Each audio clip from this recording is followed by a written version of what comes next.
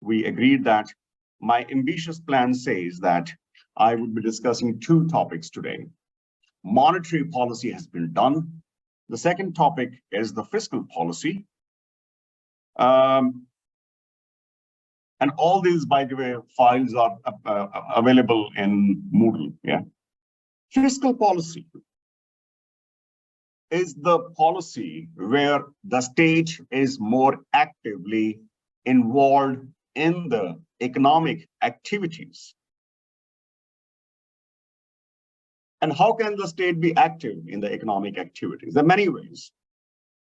The fiscal policy refers to the use of government spendings when the state is spending money on the hospitals, on the roads, on the bridges, on the infrastructure, on education, health, safety. So when the state is doing spending on these activities, that refers to the fiscal policy. Taxation is also part of the fiscal policy. Taxation, because the state spending is a one-way traffic. How does the state get money to finance this spending? Well, the state is getting the taxation. Taxation can be direct and indirect. Direct tax is that if I'm state, I'm imposing tax on you, and you are the one who bears the final burden. Like income tax, you earn, you pay me tax straight away. You cannot shift the tax on your neighbors or friends, can you? No, you can't. Income tax, wealth tax, inheritance tax are the taxes which are the direct taxes. If you get some inheritance from your predecessors, you pay some tax to the state. Remember, your house and many properties are in the name of your parents. And when they transfer these properties to your name, you have to pay some tax to the state. That's called direct tax, inheritance tax.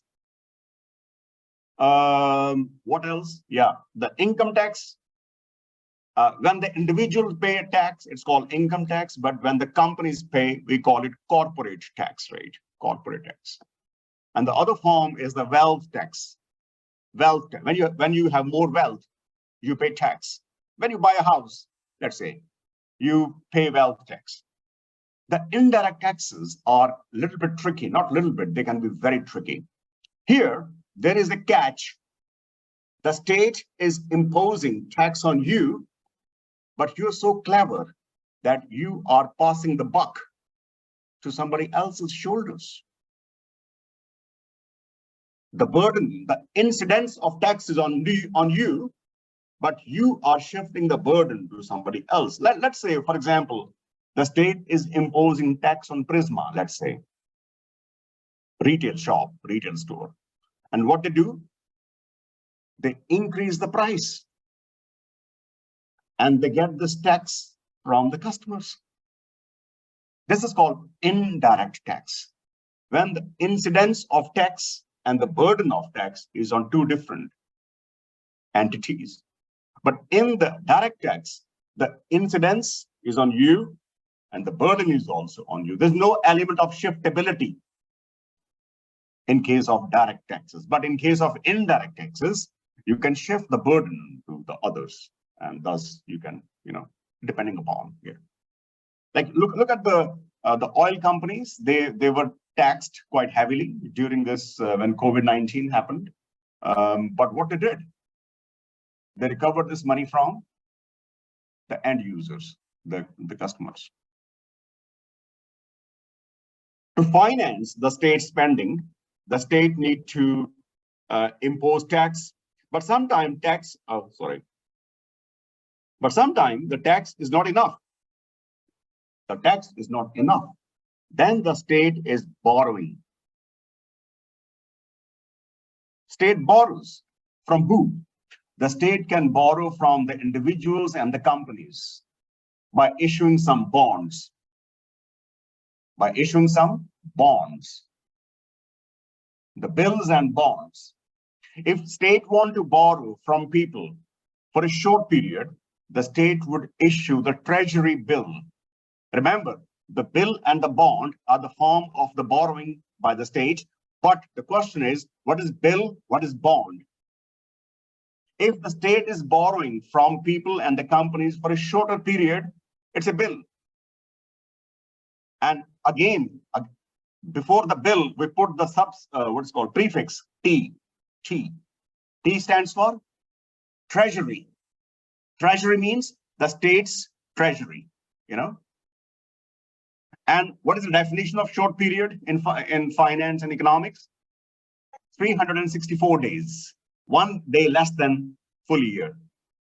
But if the state is borrowing for long period, which could be 365 days and even for 30 years, then the state is issuing the bonds, bills and bonds. Bills for the short-term borrowing, bonds for the long-term borrowing. If these are finance, if these are the money is borrowed by the state, we use the prefix T, treasury. But remember, when you become the finance managers in the future, the companies also borrow from people. The companies also borrows against bills and bonds, but they use the word C, not T, in front of them. That is corporate bills, corporate bonds.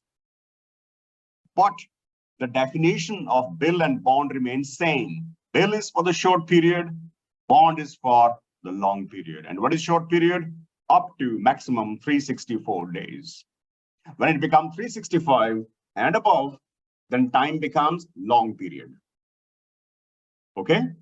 If issued by state, treasury, treasury bill, treasury bond.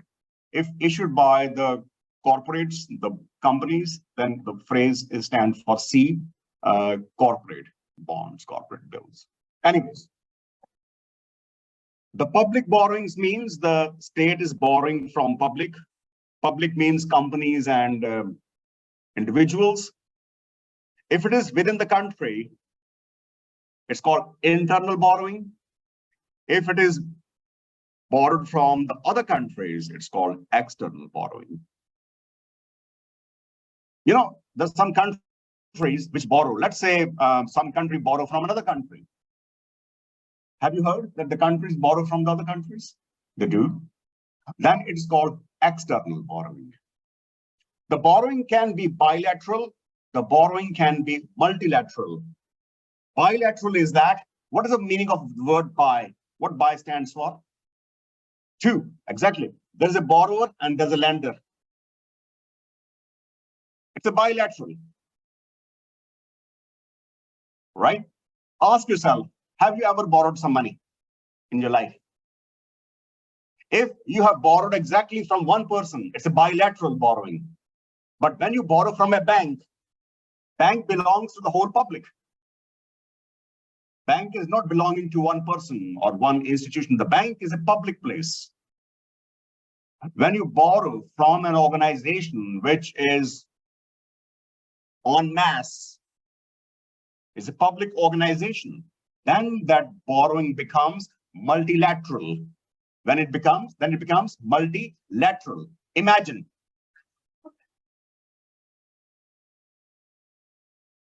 Let me find the name of the country. Some country, let's say Ghana, a country, borrows from Finland because they want to finance some education project in Ghana. Is it bilateral or multilateral? Why? It's one borrower, one lender, isn't?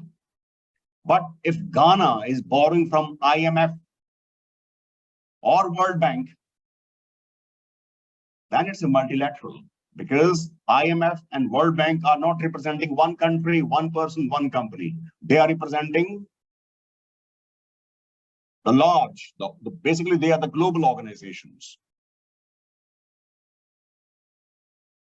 Make sense?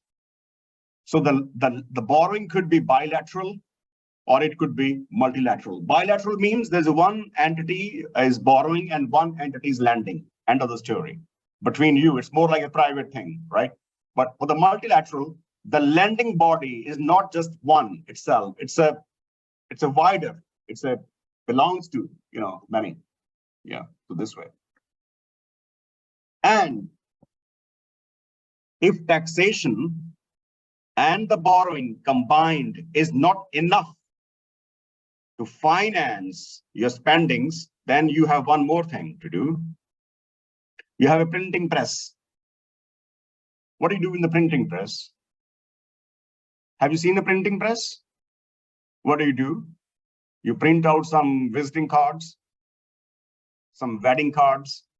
In India, in other countries, wedding cards are very famous. You know, when there's a marriage, they say, we solemnly, we whatever, we are cordially inviting you and all that stuff. But printing press can be used for one more purpose. And you don't do it, please don't do that. You can be in trouble. The printing press can be used to print money. Okay? So if the taxation, borrowing are not enough to get the money to finance your spendings, then you can also do the printing of money. And it's called deficit financing. It's called deficit financing. Okay, this should be used in a very extreme case.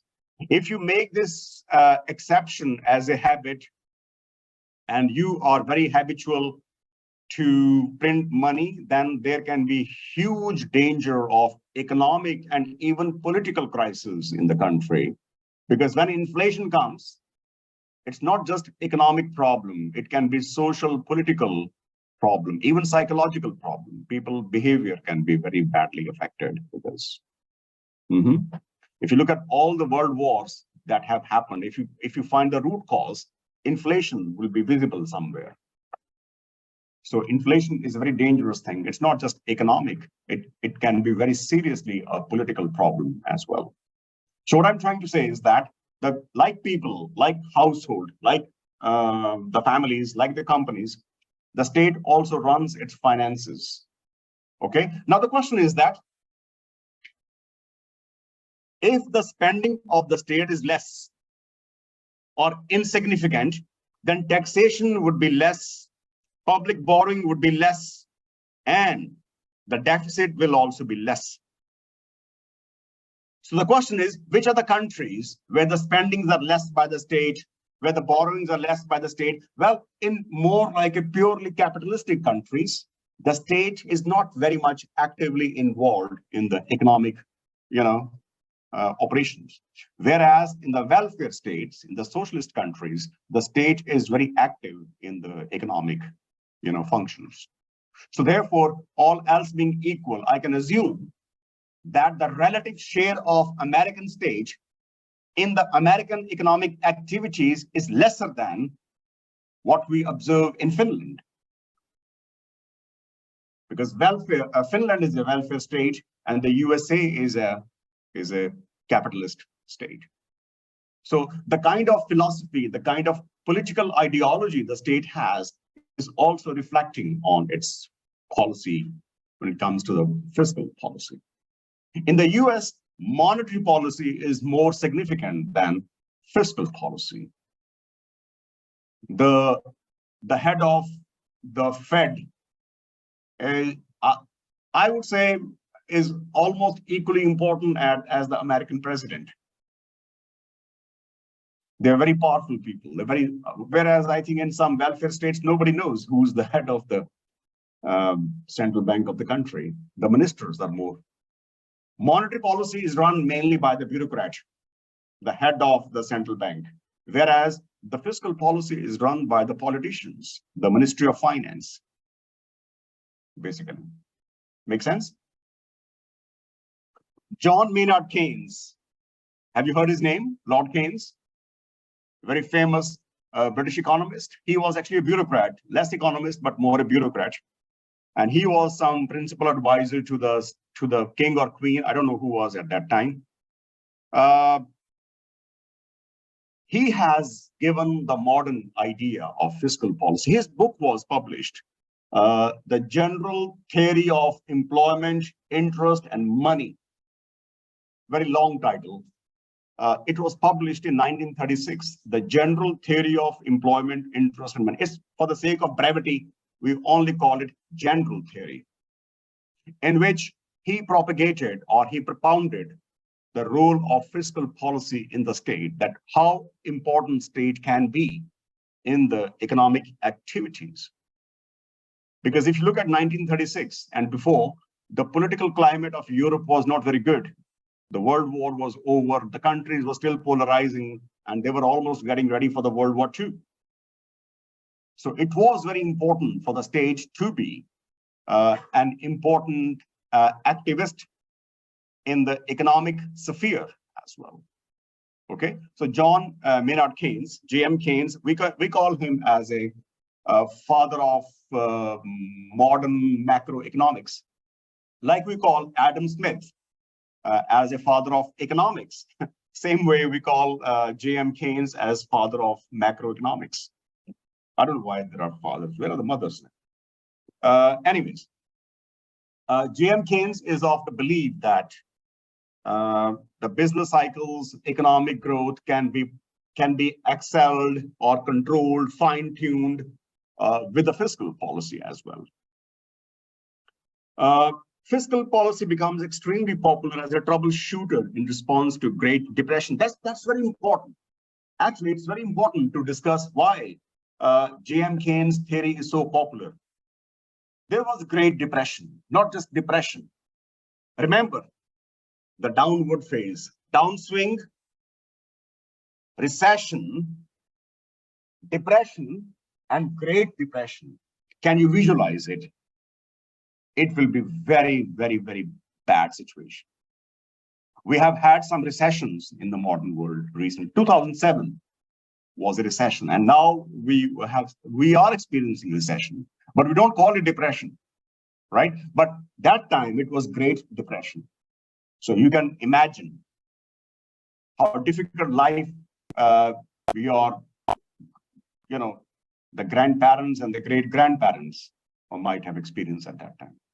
Unemployment, people losing jobs, no employment. I mean, economy is dipping like anything. There are so many social, psychological, political problems. So at that time, fiscal policy became as a antidote or as a troubleshooter to correct the economic problem. There's a very famous kind of rhetoric, very famous kind of saying. J.M. Keynes say, hey, you know what? If you want economy to come out of depression, there is a solution. There's a saying called dig up the holes and fill it. Have you heard it? Dig up the holes and fill it. It means that create the jobs for the sake of creating a job. Not that the job is really needed, but create it for the sake of creating it. Call people in the morning, ask them to dig up the holes. And then in the afternoon, after lunch, tell them to fill it again and come back to work again tomorrow. Give them wage. What will happen with the wage? They will buy food. They will buy drinks. They will use to transport. The income is flowing. Then there is a recovery cycle will come in action, right? So this law of nature, this invisible hand will come in the picture, and the country can come out of economic mess.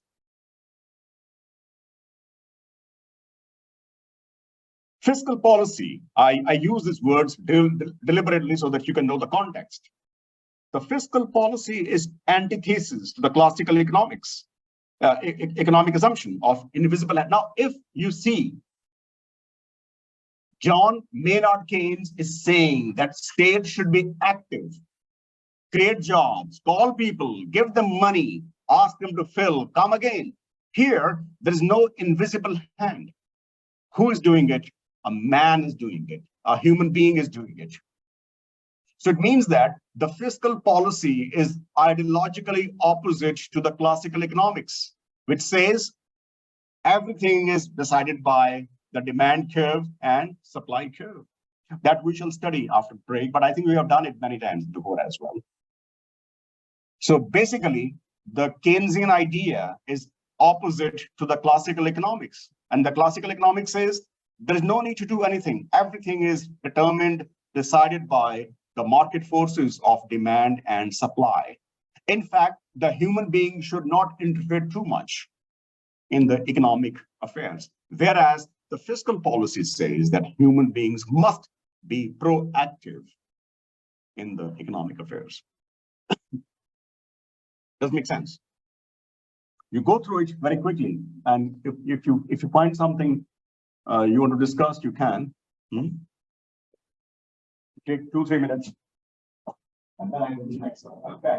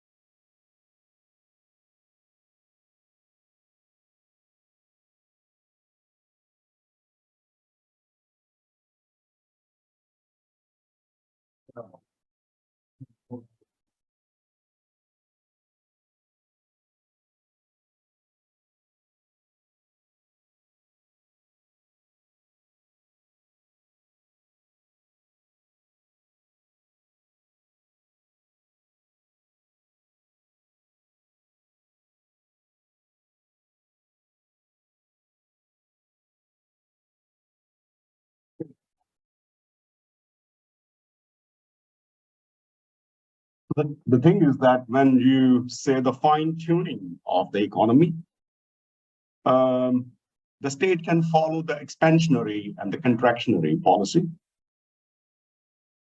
If you want to step up the economic activities, you want to follow the expansionary policy. And what is expansionary? Expand activities. How can you expand? The basic philosophy of expansion is that people should be having the bigger wallets than before. Put less taxes on them, let them have more money. speed up spendings, because when the state is spending money, people get wages and other things. Follow the deficit financing even. If the need be, even print out more money. This is called expansionary policy. Tell me something. If you are the finance minister of a country, when would you follow the expansionary policy? What would be your motivation to follow expansionary policy?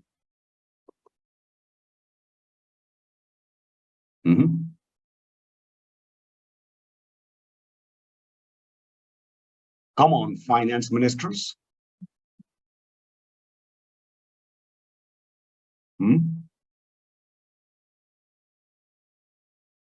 If you are the finance minister, what would make you to follow expansionary policy?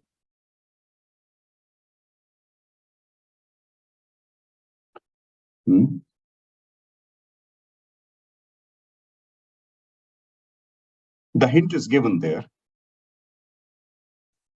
When there is recession, so to come out of recession, you need to have because in the recession, it's like a body, human body, with very slow respiratory system, and the blood pressure is very low, so you have to fuel the life inside. What will you do? You will speed up. You will do something that the body is activated. Same way, you will do something to activate the economy. And that you only do if economy is under recession. Economic growth is low, unemployment is rising, okay? Things are not going well. The size of GDP is shrinking. So in that case, you need to make some expansionary economic policy. Contractionary is opposite. Contractionary is opposite. Contractionary is opposite. Contractionary means the economy is overheated already. A lot of money is there. Costs are rising. Inflation is increasing. You need to slow down the economy because there is a hyperactive atmosphere in the country. We need to, because you can expand, you can do the expansionary policy, but you can't do it forever. Because if you keep it doing, then it can backfire. The economy can be overheated and that could explode, which means the cost can go up. People would find it difficult to manage. So in that case, you need to fine tune between expansionary and contractionary policy. So in the contractionary policy, you are a finance minister who wants to slow down on purpose. Have you seen a football match where the forwards are very active? Like the forward line is very active, but they also slow down at some stage when they score a goal. When they're 1-0 up or 2-0 up, they on purposely slow down. That is a contractionary policy. They know that there's no point of speeding up. But when they are 1-0 down, they look the way they are trying to attack the other opponents, and they want to get the equalizer. The same rule apply in the economy. When everything is going well, there's no need to be recklessly expansionary. You need to slow down. Okay, contractionary policy. So to combat recession, you follow expansionary policy. To combat inflation, you follow the contractionary policy. But what if you have inflation and unemployment both? That situation is called stagflation. This is the worst of the worst situations that an economy can face. Inflation is bad, but the good thing of inflation is that people are having jobs. Recession is bad, but the good thing about recession is that the prices are low. And even with the low income, you can buy some food at least. Stagflation is that when you have inflation and unemployment both, on the one hand, the prices are rising. On the other hand, people don't have jobs. That is called stagflation. Look at Europe now. Inflation is increasing. Is it? But the unemployment is also increasing. So in fact, the European continent at the moment is grappling with neither inflation nor recession, but with stagflation. Stagflation is that when we have the evils of both worlds, the evil of inflation is prices going up, and the evil of recession is that people are losing jobs. This can be the most horrible economic situation one can ever conceive. So therefore, the job of the politicians is very crucial in this situation, because if they're spending too much, the problem is that the inflation, more money supply, causing more inflation. But if they're not spending much, then the thing is that the unemployment will increase even more. So they are in a catch-22 situation. There's a choice between the fire and the fire pan. So either way, economy will burn. But there is a saying, one saying, which I still believe some sane person has said, that if inflation is bad, then recession is the worst. If you have a choice, I'm giving a very big sweeping statement. Maybe some politicians will not agree with me, but I think like an economist. And there's a saying that if you have a choice between inflation and unemployment, if there's a choice between inflation and recession, go for inflation. Go for inflation, but never go for recession. I'll tell you why. Inflation is curable disease. How you cure it? You follow a tough monetary policy, you follow a tough fiscal policy, you can bring it down. So with the technical factors, you can take care of inflation, you can bring it down. But recession is not just an economic problem. Recession is also a psychological problem. Recession is denting your optimism forever. You start feeling that life would never be normal again. Businesses, they don't want to invest. People they are hoarding the money, they don't want to spend, because people's psyche is so badly affected. So to check the recession, technical factors, just following an expansionary policy will not be enough. You have to build the confidence amongst people, the corporates, and so on and so forth. So if there's a choice, if there's an extreme situation that you have a choice between inflation and recession, choose inflation, because that's more curable than recession. Okay?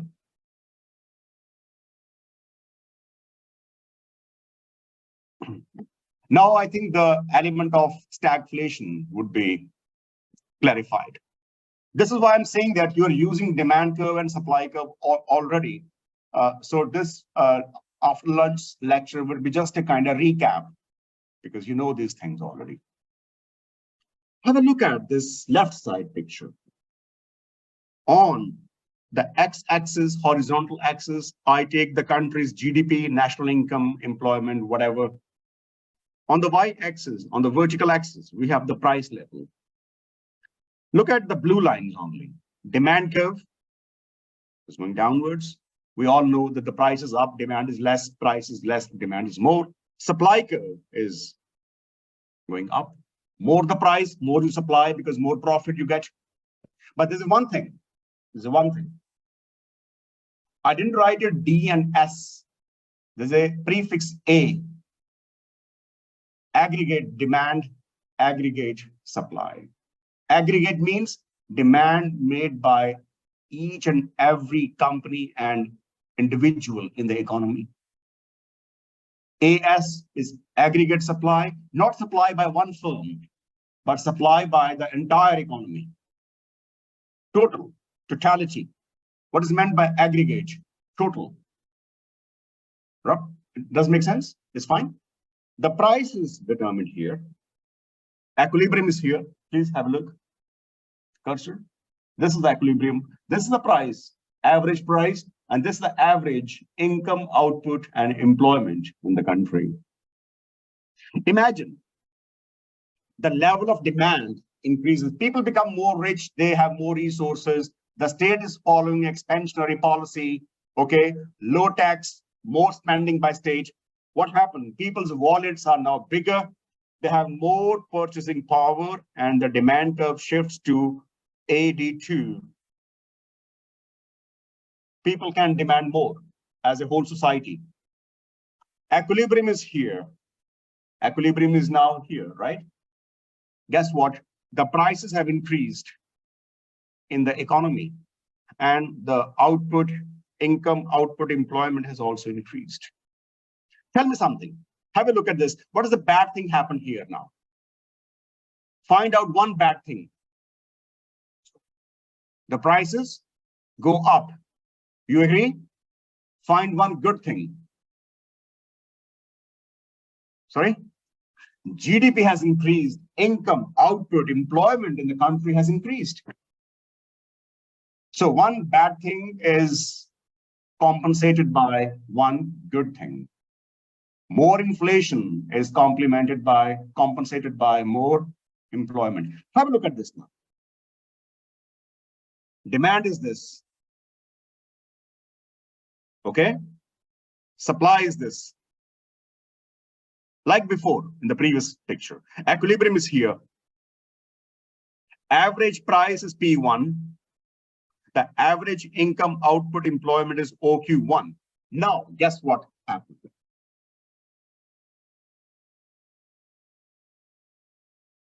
You are the entrepreneur. You have a company. You run a factory.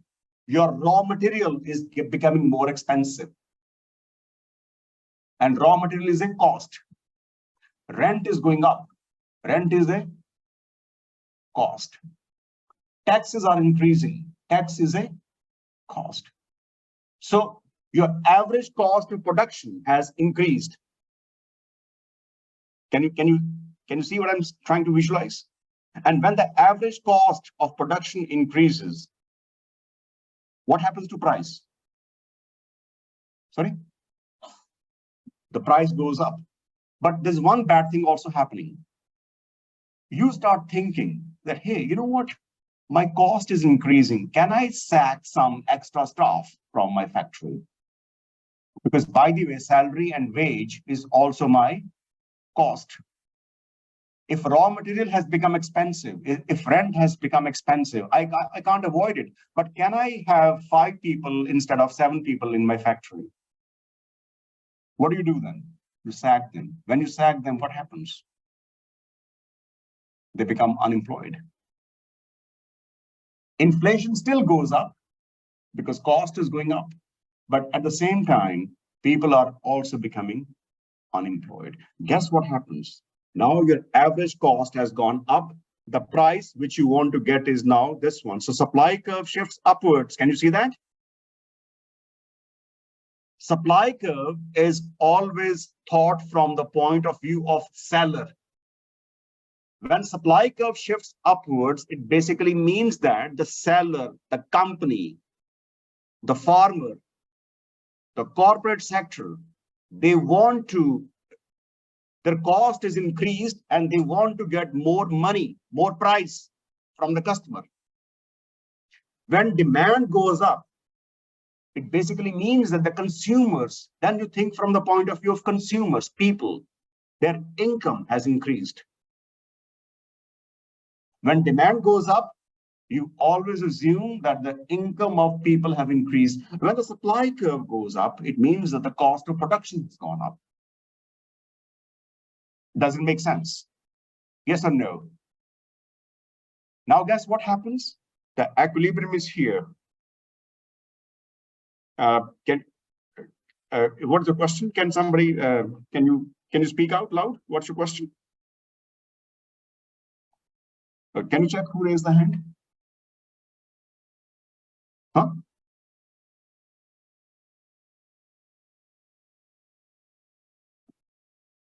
Can you please speak out? Who raised hand? Is any question you have? Okay, we can come back to it later, no problem. So the new equilibrium is here, right? Look, the price is more. Price has gone up from P1 to P2, like before. Last time also price went from P1 to P2. But the bad thing is that the price has gone up. One bad thing more has happened. The unemployment has increased or employment has fallen.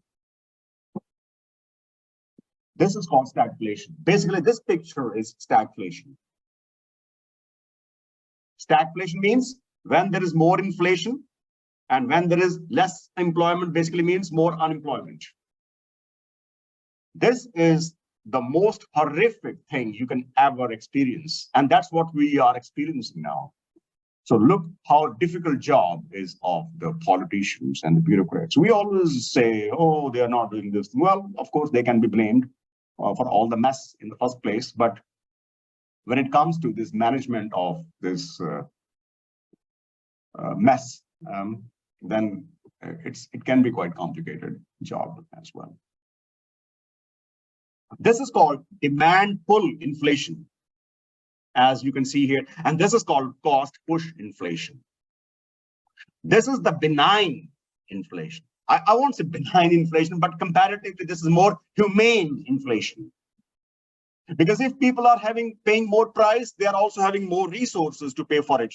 When you become richer, you don't mind paying more prices, don't you? But here, the prices are increasing, but you don't even have job to pay for it. The cost push inflation is a horrible inflation. Okay, this makes sense. So which one of the two is better? This one? Never. This one. If, first of all, even this should be avoided. But if there's a choice, go for it. And by the way, it doesn't take ages. It doesn't take ages before this becomes this. Because when demand increases, means people are becoming rich. Guess what will happen? The rents will also go up.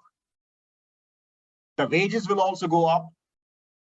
So it means that it will not be too long before the demand pull inflation becomes the cost push inflation. But at least here, you can buy some time to get ready to not let this situation happen, right? So if there are some politicians who are super happy in this situation, somebody should tell them, hey guys, do something before this becomes this. Okay, yeah. So this is the difference between demand pull and cost push inflation.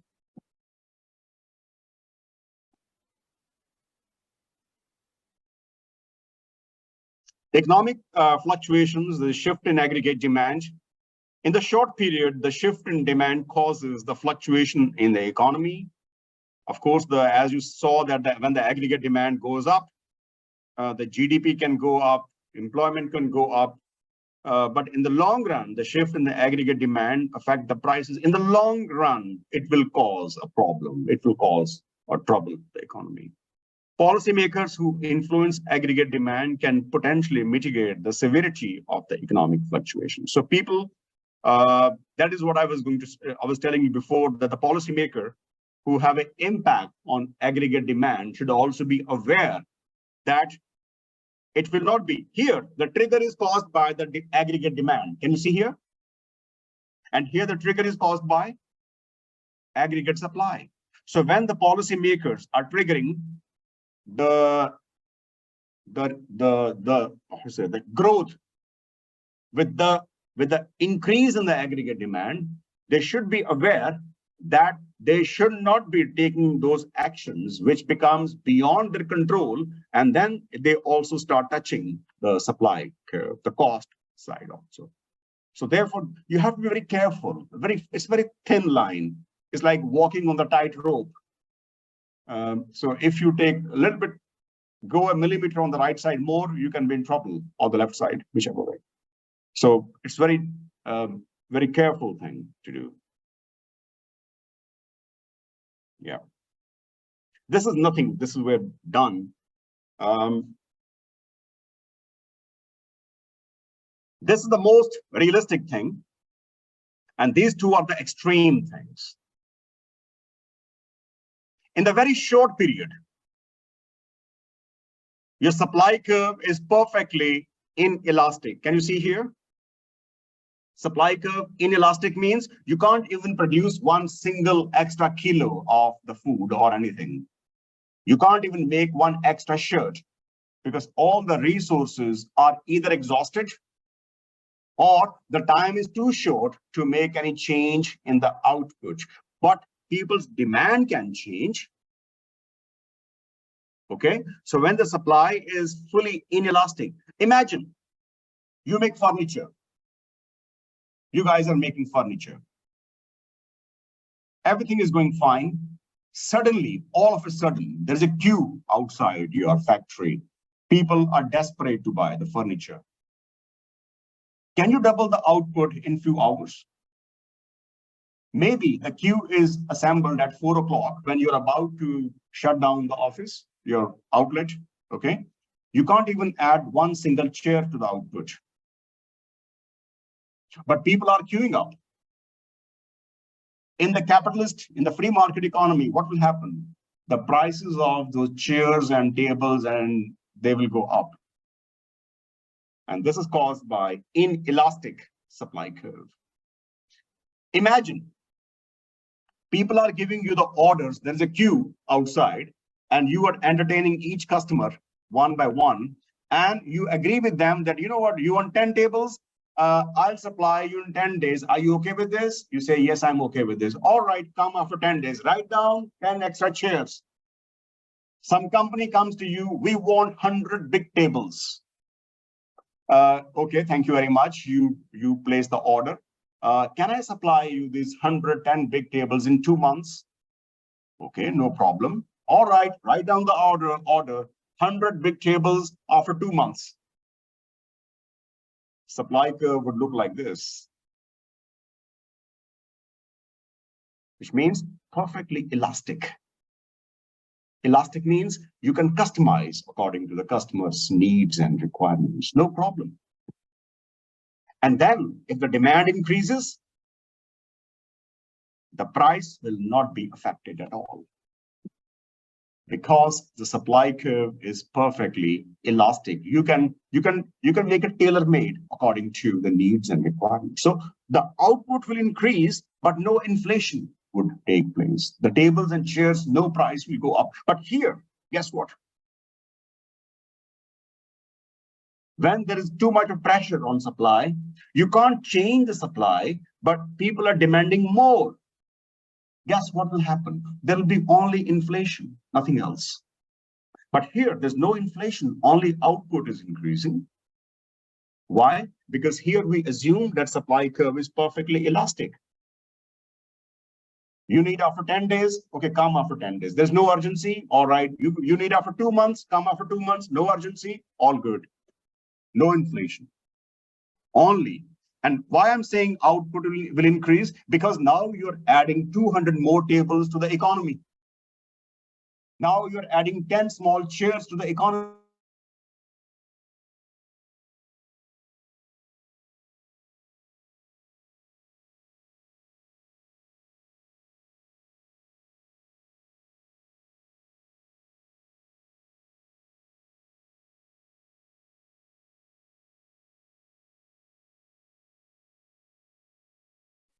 Isn't so. But between these two extremes, this is the most realistic situation. When the supply curve is neither too elastic nor absolutely inelastic, and supply curve is in between. You can see this AS curve is between this and this extreme. This is totally horizontal, this is totally vertical, but this is going upwards. This is going upwards. And here, when the demand goes up, there will be increase in the output, but some inflation is also taking place. This is not a bad inflation, because here, if the price is going up, the demand or the output employment is also increasing. You see my point? Okay, so therefore, this is a very extreme bad situation, but these are the two situations that you can condone, you can be fine with this. One thing, the last slide before I before you take a break, is that this is the actual the vm.fi is the Ministry of Finance, Economic Affairs website in Finland. And it's not a bad idea to see the Ministry of Finance of Finland. And this is their fiscal policy. And you can see that the fiscal policy is the government's economic policy. The fiscal policy objective are how the public economy collects and allocates funds. That's the same thing. How the money comes from taxes, borrowing, and in the extreme cases, by using the printing press, which should be avoided. But this money is used for the public spendings. Because in Finland, this policy is very important because Finland is a welfare state. And all the socio-economic infrastructure is provided by the state. So state needs more resources. Decision on taxation, subsidies, social security benefits, pension, all these things become part of the fiscal policy. This fiscal policy is a part of the social structure policy and affect the economy in the future. The general government fiscal plan, central government, and the budget is also part of the fiscal policy, by the way. And this is the government's fiscal policy, so you please go through it. For example, the government's fiscal policy aims to strengthen the general government financing. The government should get more money, which means more taxes, and reverse the trends of Finland's indebtedness. Can you see this? It means Finland has been borrowing. So it means that the objective of this new government is to make Finland financially more dependent, self-reliant, that there's less debt, and the state is able to generate its more resources through taxation, for example. To do this, the general government finances by net, so 6 billion, they want to generate more, additional 6 billion euros they want to generate by 2027. What else to say? As a part of adjustment, the government has outlined structural policy measures. I'm just taking some main thing. Growth in employment. 100,000 new people in work would strengthen public finances by more than 2 billion. So the state have an estimate that whenever there is 100,000 more people employed, the economy grows by 2 billion. Is a good measure. You can also say that when 100,000 people become unemployed, the economy goes down by 2 billion by that argument. The structural measure divide into an unemployment benefit. Okay, you want to give people, if they become unemployed, some benefits. The other social security and taxation, labor market reforms, that people, when they become sacked, they have some financial security. I would say that it's not a bad idea to have a go through on the Finland's, and you can relate with what we have studied in this topic. Okay, so that's everything. Now you enjoy your lunch, and when you come back,